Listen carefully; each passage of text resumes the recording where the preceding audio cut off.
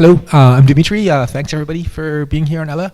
As Ella mentioned, I'm a member of the Telekommunisten artist group, and the primary focus of Telekommunisten is to investigate the social relations embedded in communication technologies. So we're very much, as Ella mentioned, from the kind of commons culture, from the hacker culture, and we're very much in favor of kind of bottom-up ways of self-organizing. But I think what kind of makes us distinct as a group is that we're also very much about resistance, and we see the strategies that are necessary as being not only figuring out ways to work among ourselves, but also ways to combat sexism, patriarchy, capitalism, etc. And so when we talk about the internet and the commons, we talk very much about colonization and enclosure.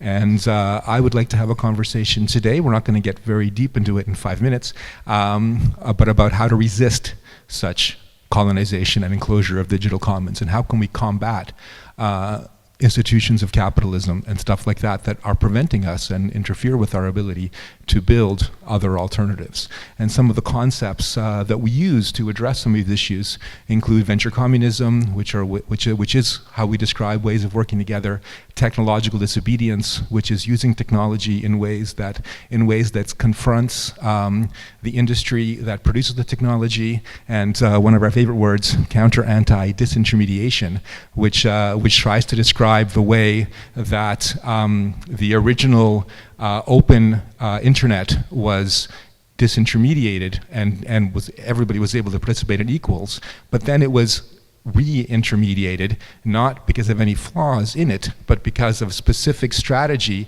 by rich and powerful organizations that we call anti-disintermediation. And so now, if we are to then resist this colonization, this digital colonization, we can't just use the same strategies we used in the 90s of disintermediation. We have to have counter-anti-disintermediation to resist the strategies that are being used to create more centralization, more surveillance, more private ownership of the digital commons and digital communication systems.